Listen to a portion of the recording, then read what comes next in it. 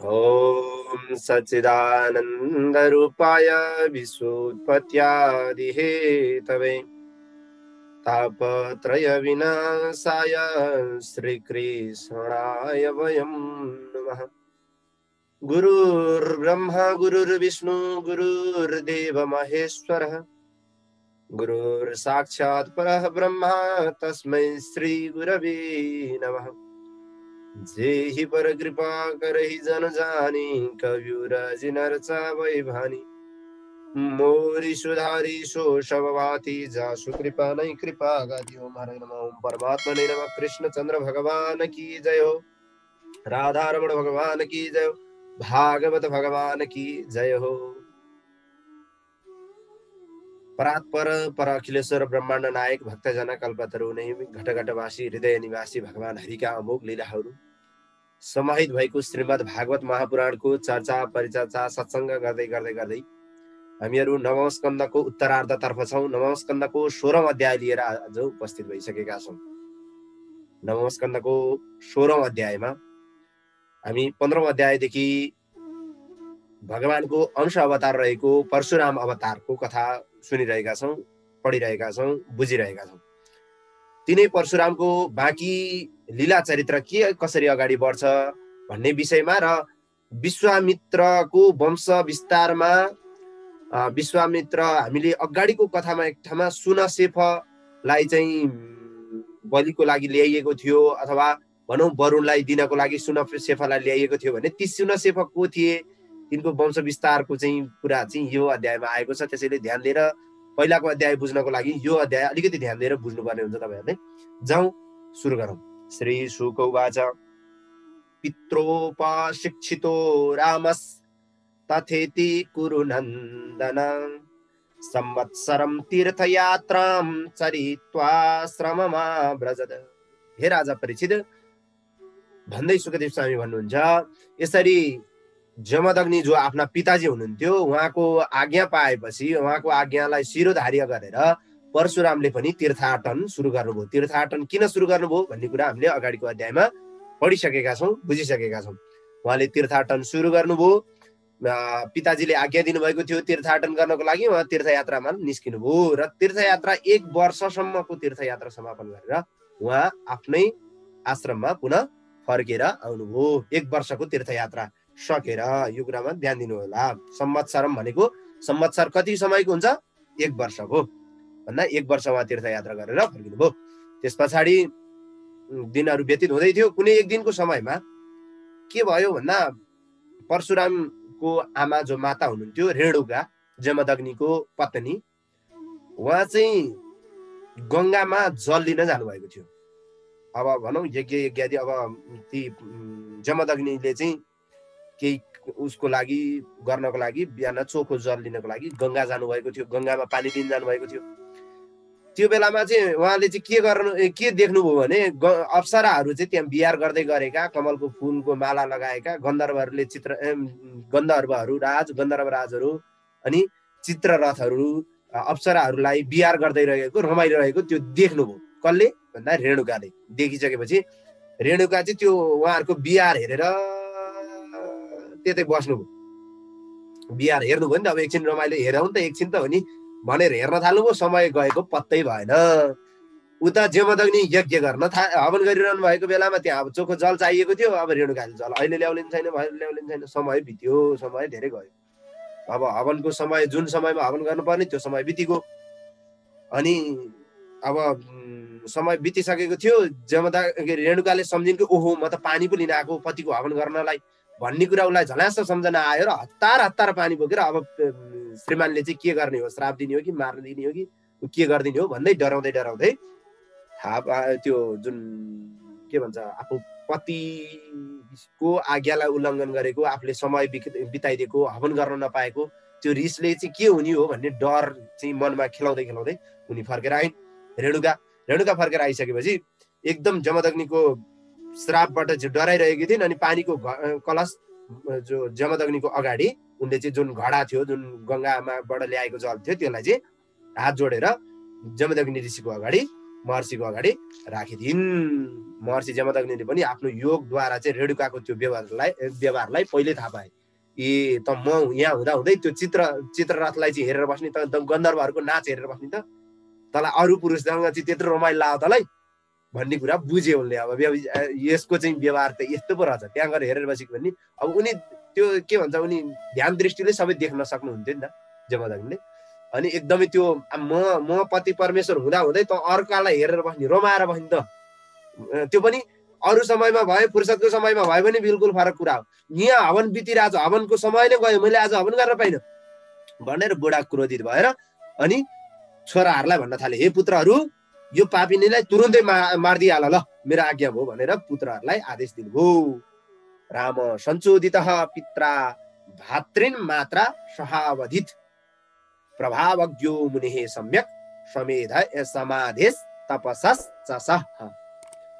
भयो के भन्दाखेरि जो जमदग्निका अरू छोराहरू हुनुहुन्थ्यो उहाँहरू कसैले पनि यो पिताजीको आज्ञालाई मान्नु भएन। तर जमदग्निले फेरि कान्छो छोरालाई फेरि औल्याएर भन्नुभयो, दाजुहरूले पनि मैले भनेको मानेनन्, तेरी आमा पनि यस्तै भई, तेरी आमा सहित दाजुभाइ सहित आमालाई पनि मार्दै भाइ भनेर जमदग्निले चाहिँ आफ्नो कान्छा छोरा परशुरामलाई भन्नुभएको। कान्छा छोरा परशुरामले के गर्नुभएको थियो, प्रभावज्ञ मुनिः, उहाँले आफ्नो बुवाको पावर, शक्ति र सामर्थ्यतालाई उहाँले राम्रोसँग बुझ्नु भएको थियो। यानि कि उहाँसँग कतिसँग शक्ति छ, उहाँको प्रभाव कति छ भन्ने कुरा उहाँले राम्रोसँग बुझ्नु भएको थियो। त्यही भएर उहाँले के बिना सोचे सम्झे परशुरामले चाहिँ आमा सहित दाजुभाइहरूलाई सफाचट मारिदिनु भयो त्यही नै तुरुन्तै। ओहो, वरेण छन्द या आमास।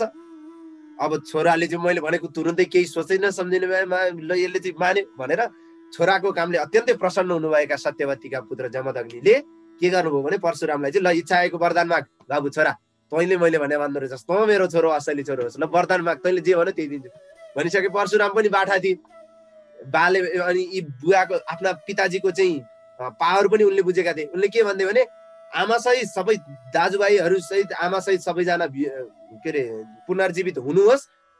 यति हुँदै पनि उहाँहरूलाई यो कुरा चाहिँ थाहा नहोस् कि यो घटना अहिले के भएको थियो, यो चाहिँ नहोस्, उहाँलाई त्यो वृषमित्री होस्, उहाँ चाहिँ निद्राबाट उठेको जस्तो उहाँहरूलाई आभास होस्, यो केही पनि थाहा नहोस्, उहाँहरूलाई विस्मृति होस्, यसको चाहिँ सबै बिर्सियोस्, यो सम्झना केही पनि नरहोस्। अब पिताको त्यो पावरलाई बुझ्नु भएको थियो। ल जमदग्निले पनि ल तथास्तु त्यस्तै होस् भनेर वरदान दिनुभएको। ती आमा सहित ती दाजुभाइ अरू दाजुहरू त निद्राबाट उठे जस्तो फुदो उठे, सकुशल भएर उठे सबैजना। हेर्नु, शक्ति, योग शक्ति, प्रबल शक्तिको पावर के हुन्छ, आध्यात्मिक शक्तिको पावर के हुन्छ भन्ने कुरा यहाँ प्रस्तुत गरिएको छ। योगले चाह्यो भने, मन्त्रले चाह्यो भने पावर जम्मा गरिसकेपछि के हुँदैन हैन, त्यो शक्ति सञ्चय चाहिँ आफूले गर्नु पर्यो, त्यो साधना चाहिँ आफूले गर्नु पर्यो। अनि एउटा कुरा चाहिँ यहाँ अर्को पनि फेरि के भनिएको छ भने परशुरामले पिताजीको तपस्यालाई राम्रोसँग बुझेकै कारणले चाहिँ उहाँले आमालाई र दाजुभाइहरूको वध गर्नुभएको थियो।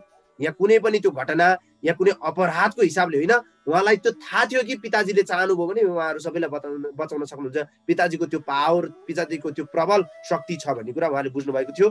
यो कुरा चाहिँ 6औं श्लोक र 7औं श्लोकमा मस्तसँग भनिएको छ कि जमदग्निको प्रभावलाई राम्रोसँग बुझ्नुभएका, जमदग्निको त्यो उसलाई चाहिँ राम्रोसँग चिन्नु भएका परशुरामले त्यो जमदग्निको पावरलाई बुझेर नै आमाको र दाजुको त्यो पिताजीको चाहिँ त्यो रिस शान्त गर्नको लागि यो घटना भएको थियो। केवल रिस शान्त गर्नको लागि मात्रै, अरू कुनै पनि कारण थिएन यहाँ है। अनि अब उहाँहरूको जन्मको चाहिँ श्राप आदि पूर्वजन्ममा उहाँहरूले पाउनु भएको आफ्नो कर्म अनुसारको फल चाहिँ थियो। फेरि पूर्वजन्ममा को कुरामा नजाऊ। हे राजा परीक्षित, सुखदेव स्वामी यहाँ राजा परीक्षितलाई भन्नुहुन्छ, हे राजा परीक्षित, परशुरामका पराक्रमबाट जो हारेका जो सहस्त्रार्जुनहरू थिए अगाडिको, अब यता यो प्रसङ्ग यही नै सक्यो। अब परीक्षितलाई सुखदेव स्वामी सम्झाउँदै हुनुहुन्छ, त्यो पहिलो अघिल्लो अध्यायमा सहस्त्रार्जुनको र परशुरामको चाहिँ युद्ध भएको थियो, जसमा सहस्त्रार्जुनको वधै गरिदिनु भएको थियो परशुरामले। अब सहस्त्रार्जुनका जो छोराहरू थिए ती चाहिँ परशुरामले चाहिँ आफ्ना पितालाई मारेको बदलालाई चाहिँ कहिले लिन पाइन्छ भनेर त्यो सम्झिरहेका थिए, कहिले त्यस्तो हुन्छ भने उहाँहरूलाई सधैँ त्यही कुराले पिरोल्थ्यो कि यो परशुरामसँग वध नगरेसम्म, यसको चाहिँ वधको के भन्छ बदला नलिएसम्म हामीलाई सन्तोष हुँदैन भनेर सम्झिरहेका थिए। कसले? सहस्त्रबाहु अर्जुनका छोराहरूले है। एक दिन के भयो भन्दा दाजुहरू सहित परशुराम चाहिँ जङ्गल जानुभएको थियो। जङ्गल गएको बेलामा चाहिँ बाबुको मृत्युको बदला लिन चाहने ती सहस्रार्जुन जो सहस्त्रबाहु अर्जुन जोहरू उनका छोराहरू थिए, उनीहरू चाहिँ जमदग्निको एक्लै भएको थाहा पाएर जमदग्निको आश्रममा आए। घटना यहाँ घट्दै गयो। जमदग्निको आश्रममा आए। जमदग्निलाई अब यिनका के अरे हाम्रा बाउलाई मारेर, सहस्त्रबाहु अर्जुनलाई मारेर हामीलाई टुरो बनाए परशुरामले, अब हामी पनि यिनको बाउलाई मारेर तिनलाई टुरो बनाइदिउँ, बाउको बदला बाउबाटै लिउँ भनेर चाहिँ जमदग्निलाई मार्ने निश्चय गरेर ती पापीहरूले अग्निशालामा बसेर पवित्र कीर्ति गरिरहनु भएका, भगवानमा चित्त लगाउनु भएका जमदग्निलाई मारे। जमदग्निलाई आफ्ना त्यो पतिलाई चाहिँ सहस्त्रबाहु अर्जुनका छोराहरूले बदला लिएर मारेको थाहा पाएर अत्यन्तै दुखी भएकी परशुरामकी आमा जो रेणुका हुनुहुन्थ्यो, जमदग्निको पत्नी, उहाँ चाहिँ नमार भन्दै एकदम कठोर मन भएका भनेर चाहिँ प्रार्थना गरिन्, कराइन्, चिच्याइन्, तर कठोर मन भएका थिए सहस्त्रबाहु अर्जुनका छोराहरूले, क्षेत्रीहरूले एकदम जमदग्निको टाउको नै काटेर चाहिँ मारेर टाउकोलाई लिएर आफ्नो नगरतिर फर्केर गए। रेणुका चाहिँ एकदम दुःखले शोकले पीडित भइन्, पतिव्रता थिइन्। अत्यन्तै ती रेणुकाले चाहिँ आफ्ना हातले छाती पिट्दै, एकदम छातीमा चाहिँ आफ्ना हातले पिट्दै रुन थालिन्। हे राम, हे परशुराम, हे बाबु तिमी छिटो आऊ, हे ठुले, हे साने भन्दै चाहिँ कराउन थाल्नुभयो। सबै बच्चाहरूले आफ्ना छोराहरू जो गएका थिए उनीहरूलाई बोलाउँदै चिचाउँदै थाल्नुभयो। परशुरामहरू फर्किँदै हुनुहुन्थ्यो। अब त्यो फर्किँदै गर्दा आमा चिच्याउनु भएको त्यो बिलापको, त्यो करुणाले भरिएको, त्यो दुःख शोकले भरिएको त्यो आवाज परशुरामले टाढैबाट सुन्नुभयो। भनेको फर्किँदै गर्दा परैसम्म चिच्याएर चाहिँ अब त्यो कोलाहल मचिएर चिच्याउनु भएको थियो, त्यो सुन्नुभयो र तुरुन्तै दौडेर आश्रम फर्केर आउँदा त आफ्ना पिताजी चाहिँ मरिरहेको, जमदग्निलाई मारिरहेको अवस्था। अनि त्यस बेलामा चाहिँ एकदम के भन्छ, आमा चाहिँ गुवाती छाती पिटी रुइरहनु भएको आमा, त्यो देखेर चाहिँ त्यति बेला नै अत्यन्तै दुःख, क्रोध, सहिष्णुता, मानसिक पीडा र शोकको आवेगले चाहिँ मोहित हुनुभयो र परशुरामले चाहिँ के भन्नु, अब त्यो धर्मका मर्मज्ञ आफ्नो पिताजीलाई चाहिँ मार्नु भएको, त्यो मारेका छन्, त्यो मारेको सम्झिएर उहाँले चाहिँ के विचार गर्नुभयो भने अब जसले मलाई चाहिँ यो दुःख दिएको छ, यानि कि मेरो पिताजीलाई जसले यो मारेर चाहिँ मलाई यो जुन टुरो हुने अवस्थामा मेरी आमाको यो आँसु, यो मेरी आमाले यो पिटिरहेको छाती जुन छ, यसको म बदला नलिकन छोड्दिनँ भनेर चाहिँ आफ्ना त्यो बाबुको लास जो मृत शरीर दाजुहरूलाई जिम्मा लगाइदिनु भयो र आफूले त्यहाँबाट तुरुन्तै त्यो आफ्नो त्यो बन्चरो, उहाँको बन्चरो हो हतियारको नाम, त्यो बन्चरो उठाउनु भयो र सारा क्षेत्रीयहरूलाई मार्छु भनेर उहाँ चाहिँ दुष्ट क्षेत्रीयमाथि एकैचोटि सिद्ध्याउँछु भनेर हिँड्नुभयो हे राजा परीक्षित। त्यसपछि परशुरामले ब्रह्मघाती दुष्ट क्षेत्रीयहरूको चाहिँ संसर्गले चाहिँ शोभा नष्ट भएको त्यस माहिष्मती नगरमा गएर सहस्त्रार्जुनका छोराहरूलाई सबैलाई सफाचट पारेर मारिदिनु भयो। नगरको बिचमा उनीहरूको टाउको थुपारिदिनु भयो, पर्वत जस्तो बनाएर सबलाई मारेर चाहिँ ल टाउको थुपारिदिनु भयो। कसले? परशुरामले। बदला, अब यहाँ दुवैतिर बदला बदलीको उसमा चाहिँ विनाश भइरहेको छ। यहाँ हे राजा परीक्षित, सर्व सामर्थ्यशाली जो परशुराम हुनुहुन्छ उहाँले चाहिँ सहस्रार्जुनका छोराहरूको रगतले ब्राह्मण द्रोहीहरूका लागि हृदय नै काट्ने खालको भयङ्कर नदी बगाइदिनु भयो। रगतले नदी बग्यो। यस्तै हुन्छ मसँग बदला लिन चाहने, मसँग द्रोह गर्ने मान्छेको भन्ने एउटा त्यो देखाउनु पर्यो नि।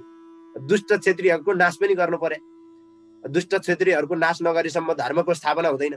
त्यसैले नाश गर्नको लागि गर्नुभयो र पृथ्वीका सबै अन्यायी क्षेत्रीहरू जति पनि छन्, अत्याचारी जति पनि छन्, भ्रष्टाचारी जति पनि छन्, ती सबैलाई चाहिँ मैले मार्छु। म एकचोटि होइन, दुईचोटि होइन, मेरी आमाले 21 चोटि छाती पिटेर चाहिँ रुनु भएको छ। मेरी आमाको एक एक पिटाइको चाहिँ एक एक बदला 21 चोटि पृथ्वी घुमेर लिन्छु भनेर चाहिँ उहाँले गर्नुभएको भएर 21 चोटि पृथ्वी भ्रमण गरेर मार्नु भएको। आमाले 21 चोटि छाती पिटेको थाहा पाउनु भएको थियो परशुरामले। त्यो थाहा पाएको भएर मेरी आमाको एक एक पिटाइको बदला एक एक चोटि परिक्रमा गरेर सारा दुष्ट, सारा अत्याचारी क्षेत्रीहरूको विनाश गर्छु भनेर लाग्नुभयो। र यसरी क्षेत्रीय रहित पृथ्वीलाई चाहिँ तयारी गर्नको लागि बनाएर सामन्त पञ्चक नाम गरेको समन्त पञ्चक यो ठाउँको याद गरिरहनु होला, यो काम लाग्छ। महाभारतको यसको प्रसङ्ग आउँछ। समन्त पञ्चक नाम गरेको क्षेत्र बनाएर रगतै रगतले भरिएको 5 वटा पोखरी बनाउनु भयो, जसलाई समन्त पञ्चक क्षेत्र भनियो, जहाँ चाहिँ क्षेत्रीयहरू दुष्ट पापी क्षेत्रीयहरूलाई चाहिँ मारेर तिनीहरूको रगत जम्मा गरिएको थियो त्यो पोखरीमा। त्यो क्षेत्रलाई समन्त पञ्चक क्षेत्र भनिन्छ। यसरी 21 पटक पृथ्वी घुम्दै घुम्दै घुम्दै दुष्ट पापी अत्याचारी भ्रष्टाचारी देशद्रोही सारा क्षेत्रीयहरूलाई खोजी खोजी खोजी खोजी खोजी मार्नुभयो परशुरामले। 21 चोटि किन घुम्नुभयो भन्दा आफ्नी आमाको छातीमा पिटाई, छाती पिट्दै रुनु भएको थियो नि त आमा रेणुका, हो त्यो छाती पिटाईको बदला लिनको लागि 21 चोटि घुम्नु भएको भनेर भनिएको छ। साधु सन्तहरूले त्यसरी भन्नुभएको छ। पिताजीको शिर ल्याएर चाहिँ अब त्यो जो सहस्त्रबाहु अर्जुनका छोराहरूले पिताजीको शिरलाई बोकेर गएका थिए त्यसलाई ल्याएर उसको बिछौनामा राख्नुभयो, शरीरसँग जोड्नुभयो र परशुरामले यज्ञहरूद्वारा एकदम भगवानको पूजा अर्चना गर्नुभयो। र यज्ञमा चाहिँ परशुरामले होतालाई पूर्व दिशा, ब्राह्मणलाई दक्षिण दिशा, अर्धर्युलाई पश्चिम दिशा, उद्गातालाई उत्तर दिशा, यो सबैतिर आइरहेको छ है। जहाँको यज्ञमा पनि यो कुराहरू आइरहेको छ, नभुल्नु होला। यसरी गराएर अरू अन्य ब्राह्मणहरूलाई ईशान आदि, मध्य दिशा, अन्य भूमि, उपद्रष्टा, आचार्यवर्त आदि सारा सदस्यहरूलाई चाहिँ बाँकी भूमिमा राखेर यज्ञ आदि गर्नुभयो। र ब्रह्म नदी सरस्वतीमा चाहिँ यज्ञको अन्त्यमा गरिने जुन अवभृत स्नान आदि गर्नाले सारा पापहरू पखाल्नुभयो। परशुराम एकदम बदला रहित हुनुभयो। अब कसैलाई बदला लिनु छैन भन्ने भयो। ब्रह्म नदीको त्यसरी यज्ञ गरेर ब्रह्म नदीको सरस्वती नदीको किनारमा चाहिँ यज्ञको अन्तिममा अवभृत स्नान आदि गर्नुभयो, सारा पापहरूलाई पखाल्नुभयो। आकाशमा सूर्य चम्के जस्तै शोभित हुनुभयो। उहाँको त्यो यज्ञले गर्दाखेरि, यो यज्ञको प्रभाव भनौँ, उहाँको त्यो तपस्या, उहाँको त्यो साधना आदिको प्रभावले उहाँले गर्नुभएका सारा पापहरूलाई पखाल्नुभयो उहाँले र बदला रहित बन्नुभयो। आफू मृत अवस्थामा रहेका जमदग्नीले पुनः चेतनायुक्त आफ्नो शरीरलाई प्राप्त गर्नुभयो। फेरि यहाँ यो ध्यान दिइरहनु होला। अब परशुरामले यसरी गरेर सारा काम सकेर अनि मृत अवस्थामा त्यो शरीर लडिरहेको थियो, टाउको ल्याएर जोडिरहेको थियो, कुसको ओछ्याउनामा बिछ्याइरहेको थियो। अब टाउको काटिसकेपछि पनि जोगाउने के अरे मान्छे बचाउन सकिन्छ भन्ने विज्ञान हाम्रो शास्त्रमा पहिल्यै रहेछ भन्ने कुरा यहाँ जमदग्नीको पुनर्चेतनाबाट थाहा हुन्छ। जमदग्नी फेरि उठ्नु भएको छ, यहाँ उहाँले फेरि शरीर प्राप्त गर्नुभएको छ होइन। अनि उहाँ जमदग्नी चाहिँ कश्यप आदि ऋषिहरूको मण्डलमा चाहिँ 7औं ऋषिको स्थानमा रहनु भएको छ फेरि बाँचेर। त्यसैले हाम्रो शास्त्रमा पुनर्जीवितको विज्ञान पहिले नै वर्णन छ, नभएको होइन। जमदग्नी त्यो पहिल्यै पुनर्जीवित हुने विज्ञान थिएन भने यहाँ जमदग्नी कसरी उठ्नुभयो त? त्यतिकै उठ्छ मान्छे? अब अहिलेको मान्छेलाई विश्वास लाग्दैन होला। अहिलेको मान्छे त अहिलेसम्म चाहिँ उनै देखा छैन, यो केही पनि भोगेको छैन। अनि कहाँ यो हावादारी कुरा भन्यो भने हावादारी कुरा भइहाल्छ। नबुझेपछि, नपढेपछि, नजानेपछि हावादारी कुरा हुन्छ होइन। पहिलाका मान्छेहरूले फोन हुन्छ भन्ने कुरा पनि त हावादारी कुरा त्यस्तो नि कहीँ हुन्छ। यहाँबाट अहिलेको बोलेको अहिले सुनिन्छ भन्ने लाग्थ्यो होला होइन। अपरेसन भन्ने कुरा चाहिँ इम्पोसिबल चिज हो, त्यो हुनै सक्दैन भन्ने लाग्थ्यो होला। लाग्थ्यो नि, पक्कै पनि उहाँहरूको समयमा लाग्थ्यो नि। गाडी जस्तो चिज पनि हुन्छ, हिँड्नु पर्दैन, जसको कारणले चाहिँ सिधै फुत्तै भनेको टाइममा चाहिँ टाइम टु टाइममा भनेको ठाउँमा पुगिन्छ भन्ने कुरा पनि त्यो हावादारी कुरै लाग्थ्यो होला। यो यहाँ पुष्पक विमानको चाहिँ कुरा सुनिरहँदा त्यस्तो प्लेन पनि विमान भन्ने चिज पनि हुन्छ र काहीँ त्यस्तो हावादारी कुरा गर्ने भन्ने त्यति बेला पनि लाग्थ्यो होला। जबसम्म ज्ञान हुँदैन, जबसम्म बुद्धिले चाहिँ त्यो कुरालाई चाहिँ हुन सक्छ भन्ने कुरा सोच्न बुझ्न खोज्न सक्दैन, अनि त्यति बेला सबै हावादारी लाग्छ। नत्र भनेदेखि के गाडी बनाएन विज्ञान, अहिलेको विज्ञानले 21औं शताब्दीको वैज्ञानिक युगमा मोबाइल बनेन, ठाउँको ठाउँ फोन लाग्ने? यसो सोच्नुहोस् त, के यो परिकल्पना चाहिँ सानो होला? कहाँ बसेको मान्छेले अहिले अमेरिका तुरुन्तै फोन लाग्छ, 1 सेकेन्ड पनि लाग्दैन फोन गर्नको लागि, 1 मिनेट पनि लाग्दैन। यो विज्ञानको परिकल्पना, अन्तर्ध्यान हुने विज्ञानको परिकल्पना के भागवतमा पहिल्यै यी कुराहरू सारा गरिएको छ। क्या जमदग्नीलाई त्यही विज्ञानले उठाएको हो, त्यतिकै उठ्नु भएको होइन। यो विज्ञान पहिल्यै नै थियो। यो कुरा चाहिँ ढुक्क भएर लाग्नुहोस् कि मान्छेलाई पुनर्जीवित बनाउने विज्ञान अहिले 21औं शताब्दीको वैज्ञानिकहरूले बनाइसक्नु भएको छैन। अथवा केही हदसम्म औषधि उपचार आदि बनाउनु भयो होला। तर यो जुन जमदग्निको जस्तो टाउकै चिरिएर चाहिँ काटेर चिरिएर गइसकेपछि फेरि टाउको जोडेर बनाउने विज्ञान चाहिँ यो यही मात्रै छ, यही शास्त्रमा मात्रै छ। यो कुराको बुझ्नुपर्ने जरुरत छ तपाईँ हामीले। त्यही भएर हाम्रो शास्त्रहरू पुरानो होइन, हाम्रो शास्त्र त्यति नयाँ छ, अहिलेको विज्ञानले पनि भेटाएन त्यो ठाउँ। त्यति नयाँ छ, कहाँ छ तपाईँहरू कल्पना गर्नुभन्दा माथिको कोही चिज छ। अहिलेको विज्ञानले पनि नभेटेको ठाउँमा छ शास्त्रहरू अहिले। यो भागवतको त झन् त्यस्तो कुरो छ। भागवत त यति छ भने वेद कति होला विचार गर्नुहोस्। वेदबाट निचोरिएको भागवत, भागवतमा यति कुरा छन् भने वेदभित्र कति कुरा होला। त्यसैले यो भ्रमित नहुनुहोस् कि पुराण भनेको पुरानो हो, एकदम पुरानो रूढिवादी अनि पहिलाको जस्तो त्यो कथा सुन्ने त्यो होइन। पुराणले हामीलाई सचेत गराउँछ, पुराणले हामीलाई ज्ञानी बनाउँछ, पुराणका कुराहरूले हामीलाई चेतना दिन्छ, पुराणको कुराले हामीलाई हाम्रो जीवन सुधार्नको सारा पक्षहरू केलाइदिएको छ। त्यसैले यहाँ यसरी जमदग्नि पुनर्जीवित हुनुभयो। हे राजा परीक्षित, जमदग्निका छोरा जो कमल नयन भगवान परशुरामले पनि आगामी मन्वन्तरमा सप्तर्षि मण्डलमा रहेर वेदको विस्तार गर्नुहुनेछ भनेर भविष्यवाणी राजा परीक्षितको अगाडि सुखदेव स्वामीले गर्नुभयो। र कसैले पनि भगवान परशुराम चाहिँ महेन्द्र पर्वतमा शान्त चित्तसँग कसैलाई दण्ड नदिने गरेर अहिलेको समयमा चाहिँ उहाँ चाहिँ सिद्ध गन्धर्व आदिद्वारा चाहिँ सुन्दर चरित्र गाइदै बस्नु भएको छ। उहाँ चाहिँ परशुराम चाहिँ अहिले चाहिँ त्यो क्षेत्रमा महेन्द्र पर्वतमा शान्त चित्तसँग बस्नु भएको छ परशुराम भनेर चाहिँ कुन समयमा भन्नुभयो भन्दा राजा परीक्षितलाई सुखदेव स्वामीले कथा सुनाएको समयमा भन्नुभयो। यसरी सबैको आत्मस्वरूप सर्वनियन्ता भगवान श्री हरिको भृगु वंशमा परशुराम अवतार लिएर पृथ्वीका सारा दुष्ट भएका ती क्षत्रियहरूलाई राजाहरूलाई संहार गरेर पृथ्वीको ठुलो भार हरण गर्नुभएको थियो। राजा परीक्षित यसरी चाहिँ भइसके पछाडि यसरी यहाँ परशुरामको चर्चा परिचर्चा यही सकियो। अब के हुन्छ परशुरामको परिचर्चा परशुरामको चाहिँ यो कुरा सकिसकेपछि भन्दा गाधेर भुन् महातेजाः समिद्ध इव पावकः तपसा छात्रमुत्सृज्य यो लेभे ब्रह्मवर्चसम्। राजा गाधीको पुत्रको रूपमा एकदम अत्यन्तै तेजस्वी, अत्यन्तै अग्नि जस्तो उज्यालो वर्ण हुनुभएका, तेजिलो वर्ण हुनुभएका विश्वामित्र जन्मिनु भएको थियो। उनले चाहिँ तपस्याको प्रभावद्वारा क्षत्रियत्वलाई त्यागेर ब्राह्मणत्व प्राप्त गर्नुभएको थियो। ध्यान दिनु होला यहाँ, के विश्वामित्र ब्राह्मणै जन्मिएका हुन् त? होइन, उनी क्षत्रिय, गाधीको छोरो क्षत्रिय हुन्, तर ब्राह्मण बने विश्वामित्र। अहिले पनि तपाईँहरू हामी गायत्री जप्दाखेरि गायत्रीमा चाहिँ ब्रह्म वशिष्ठ विश्वामित्र साप विमोचनमा विश्वामित्रको साप विमोचन गर्नुहुन्छ कि गर्नुहुन्न?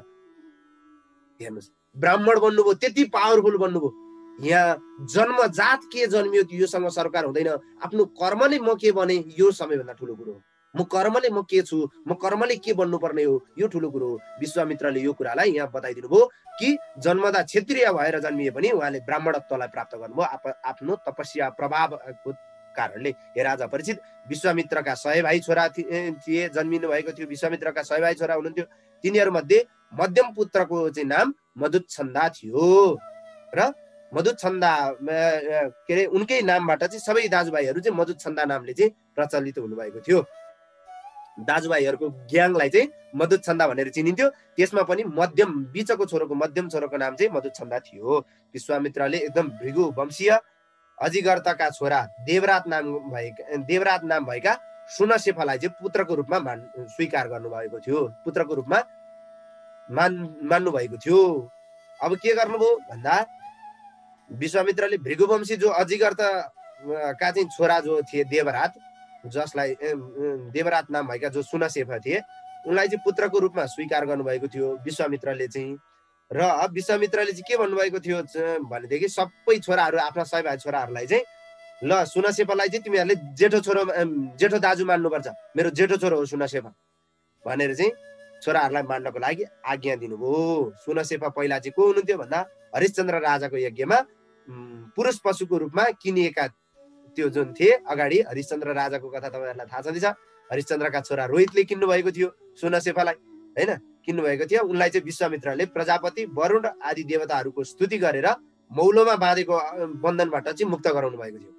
हरिश्चन्द्र राजाको त्यो रोगलाई निको पार्नको लागि किन्नु भएको थियो। कसले भन्दा रोहितले किनेर ल र हरिश्चन्द्रलाई दिनुभएको थियो। किनेर लिएर गएर यज्ञ गरिरहेको हरिश्चन्द्र राजाले चाहिँ आफ्नो रोग निको हुनको लागि यज्ञ गरिरहेको थिए।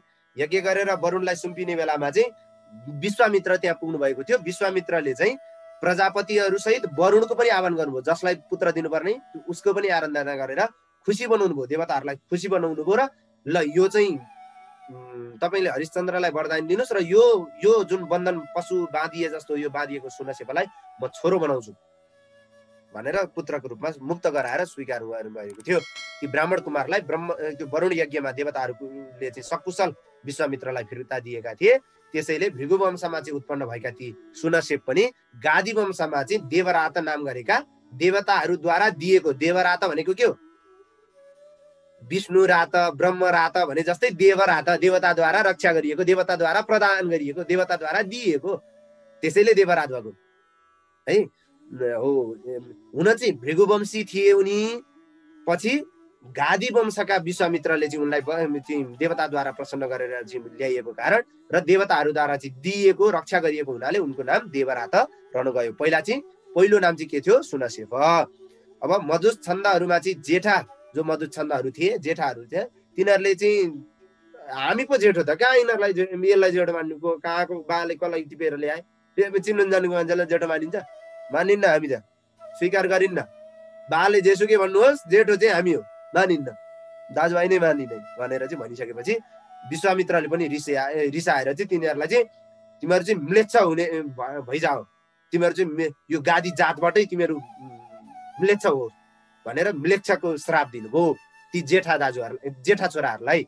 अब त्यसपछि साना त्यो 50 अब 100 भाइ छोरा थिए, 50 भाइले चाहिँ स्वीकारेका थिएनन्। अब उनीहरूलाई म्लेच्छ हुने श्राप दिइहाल्नुभयो विश्वामित्रले। अब त्यो म्लेच्छ हुने श्राप दिन्छन् भन्ने डरले पनि 50 भाइले चाहिँ के गरे भने हस् पिताजी हामी स्वीकार्छौँ, हजुरले भनेको स्वीकार्छौँ भनेर अब तिनै सुनसेप जो देवरात थिए उनलाई चाहिँ जेठो दाजु मान्नको लागि उनीहरू तयार भए। यसरी मन्त्रद्रष्टा जुन सुनसेपलाई सबैले जेठो रूपमा स्वीकार गरे। मन्त्रद्रष्टा थिए सुनसेप पनि, मन्त्रद्रष्टा ऋषि हुन् सुनसेप ऋषि। कतै पढ्नु भएको छ, कतै सुन्नु भएको छ? हो, कतै सुन्नु भएको छ भने तिनै सुनसेप ऋषि हुन्। यिनी मन्त्रद्रष्टा ऋषि हुन्। गायत्री जपमा चाहिँ सुनसेप ऋषि भन्ने आउँछ, अन्त जपमा पनि आउँछ, मन्त्रको विनियोगमा धेरै जस्तो ठाउँमा चाहिँ सुनसेप ऋषिको पनि आउँछ। हो, तिनै सुनसेप हुन् यिनी। र यिनीहरूलाई चाहिँ मन्त्रद्रष्टा ऋषिलाई चाहिँ दाजुको रूपमा स्वीकार गरेर अनुकरण गर्न तयार भएपछि विश्वामित्रले पनि के भन्नुभयो भने ए ल तिमीहरू चाहिँ मेरो असली छोरा हो, ल तिमीहरूलाई पनि एकदम तिमीहरूले चाहिँ सुनसेपलाई चाहिँ मेरो छोरोको रूपमा स्वीकारेर मलाई वीरवान पुत्रको बाबु बन्न चाहिँ वीर पुत्रको चाहिँ बाबु बनायो भने तिमीहरूका पनि छोराहरू के हुन्, वीर पुत्रहरू जन्मिन्, तिमीहरू पनि वीर पुत्रका चाहिँ बाबु बन्न पाऊ, तिमीहरूलाई मैले यो वरदान दिएँ। फेरि भन्नुभयो विश्वामित्रले, हे पुत्रहरू, यो वीर देवरात पनि तिमीहरूकै गोत्रीय हो, त्यसैले उसको अनुकरण गर्नु, उसले जे सिकाउँछ त्यो कुराहरूलाई सिक्नु, दाजुको रूपमा उनलाई मान्नु र उसबाट धेरै कुराहरू सिक्नु। त्यसबाहेक विश्वामित्रका चाहिँ अष्टक, हरित, जय, ऋतुमान आदि गरेका अरू पुत्रहरू जन्मिनुभयो। त्यस पछाडि पनि अरू पुत्रहरू पनि हुनुभयो है। अरू पुत्र भनेको को? अरू भनेको 100 भाइ पुत्रहरू मध्ये 100 भाइ म्लेच्छ हुनुभयो, 50 भाइ पुत्र मध्ये 50 भाइ म्लेच्छ हुने श्राप दिनुभयो। 50 भाइ बाँकी हुनुहुन्थ्यो, जसलाई चाहिँ के भनियो, मधुच्छन्दहरू भनियो, र त्यसमा सुनसेपलाई जेठो बनाउनु भयो, अर्को भयो। अनि त्यसभन्दा अतिरिक्त पनि छोराहरू विश्वामित्रका हुनुभयो, अष्टक, हरित, जय, ऋतुमान आदि गरेका अरू पुत्रहरू पनि हुनुभयो। विश्वामित्रले त पुरै ग्याङ नै खडा गर्नु भएछ, कुरो बुझ्नुहोस्। यसरी विश्वामित्रका विभिन्न सन्तानहरूका आधारमा रहेको कौशिक गोत्रको चाहिँ एकदम सुरु भयो। आधारमा चाहिँ कौशिक गोत्रहरू चाहिँ सुरु भएर त्यही कौशिक गोत्रको पनि विभिन्न आधारहरू भन्दै विभिन्न प्रकारले कौशिक आदि गोत्र चाहिँ धेरै किसिमको भएर चाहिँ बाँडियो। देवरातलाई ठुलो दाइको रूपमा स्वीकार गरेको हुनाले तिनीहरू पनि देवरात प्रवरमा चाहिँ प्राप्त भए। त्यही भएर कौशिक गोत्रको चाहिँ देवरात नाम गरेको प्रवर पनि रहेको छ भन्दै यसरी यो अध्यायमा परशुरामको चरित्र आधा अध्याय, परशुरामको चरित्र कथा, परशुरामको दिव्य लीला कथा, त्यहाँबाट प्राप्त हुने शिक्षा जमदग्नि चाहिँ मरेका जमदग्नि, टाउको काटिसकेका जमदग्नि पनि उठ्ने विज्ञान रहेको शिक्षा र त्योभन्दा अतिरिक्त पछाडि विश्वामित्रले चाहिँ सुनसेफको कथा हामीले अगाडि एकचोटि आइसकेको थियो हरिश्चन्द्र राजाको प्रसङ्गमा, त्यो तिनै सुनसेफको कथा जोडिएको यो अध्याय। र इति श्रीमद् भागवती महापुराणे पारमहंस्यां संहितायां नवम स्कन्धे षोडशोऽध्याय 9औं स्कन्धको 16औं अध्यायमा गरिएको भगवत परिचर्चालाई पूज्य गुरुवरका चरण कमलमा भागवत भगवानका चरण कमलमा विश्राम होम अस्तु। परिपूर्ण श्रीकृष्ण अर्पणमस्तु। यस्तै भिडियोहरूको लागि हाम्रो च्यानललाई सब्स्क्राइब गर्नुहोस् र फर्स्टमा भिडियो हेर्नको लागि बेल आइकनलाई अन गर्नुहोस्।